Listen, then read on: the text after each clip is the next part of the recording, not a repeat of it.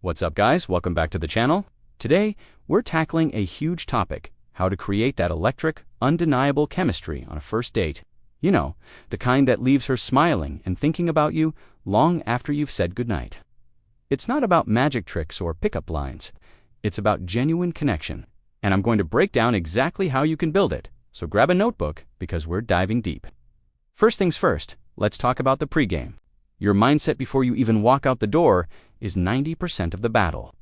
If you go into a date feeling stressed, insecure, or like you have to perform, she's going to feel that. It creates a wall. Instead, I want you to reframe it. This isn't a job interview. It's a chance to meet a cool new person and have a good time, regardless of the outcome. So, how do you get into that headspace? Spend the hour before your date doing something that makes you feel awesome. Hit the gym. Listen to your favorite high-energy playlist.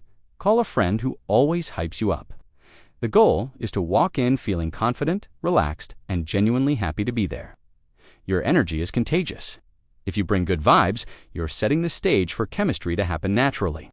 Don't focus on "will she like me?" Instead, focus on "I'm excited to get to know her." This small shift changes everything. All right, you've arrived, you're feeling good. What's next? The opening moments are critical. Your greeting sets the tone for the entire date. No weak handshakes or awkward side hugs. A warm, genuine smile and solid eye contact are your best friends here. Say something like, "Hey Sarah, so great to finally meet you. You look amazing." It's simple, confident, and sincere. And please put your phone away. I mean completely away. Not face down on the table, not in your pocket where you can feel it buzz. Put it on silent and out of sight. Being fully present is the ultimate sign of respect. It tells her for the next couple of hours you are the most important person in this room. That level of focused attention is incredibly attractive and is a huge building block for chemistry. It shows you're invested in the moment, right here, right now. Now, let's get into the heart of it, the conversation. This is where most guys go wrong. They treat it like an interrogation. Where are you from? What do you do? How many siblings do you have? It's a checklist, not a connection.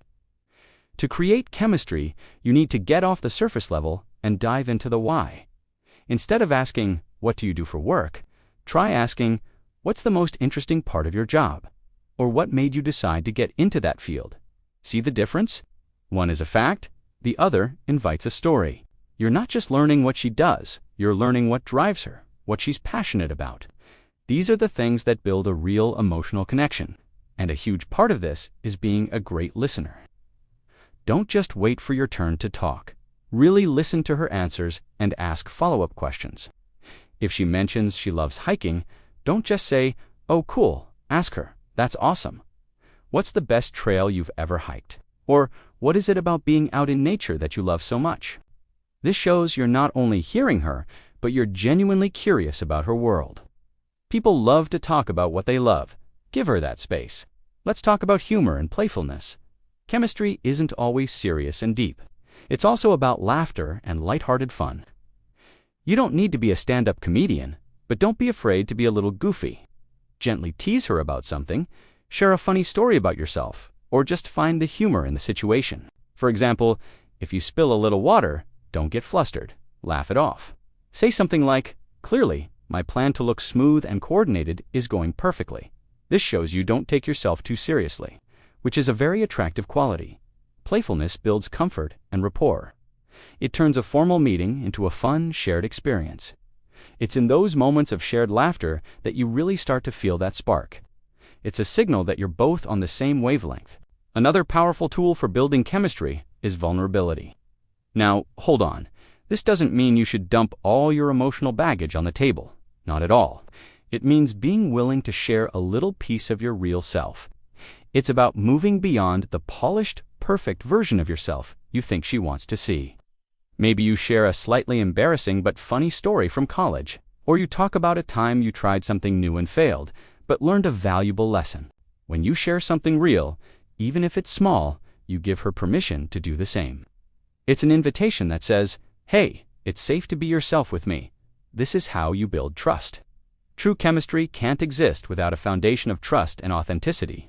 It's the difference between a pleasant chat and a conversation that truly resonates. Let's touch on nonverbal communication, or body language. This is happening whether you're aware of it or not, and it's a huge component of chemistry. Make sure your body language is open and engaged. Lean in slightly when she's talking. Angle your body towards her. Nod to show you're following along. And maintain good eye contact, not a creepy stare, but a warm, engaged gaze.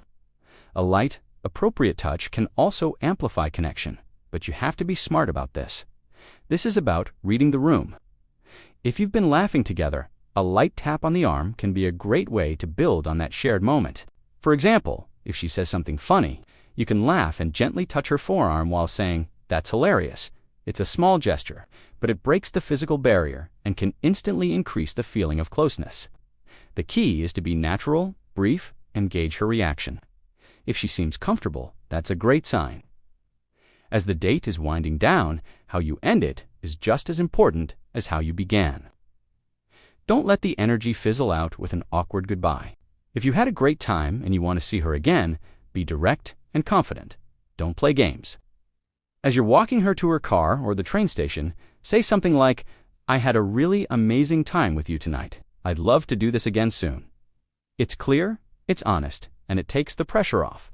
It lets her know exactly where you stand, which is incredibly refreshing. This confidence is the final ingredient that will have her thinking about you. Then follow up. Don't wait 3 days. That rule is ancient history. A simple text later that night or the next morning reinforces the connection. Something like, "Hey, just wanted to say again, what a great time I had tonight. Hope you got home safe." That story about the squirrel was hilarious. It references a specific moment from the date, which makes it personal, and it ends the interaction on a high note, keeping that positive momentum going.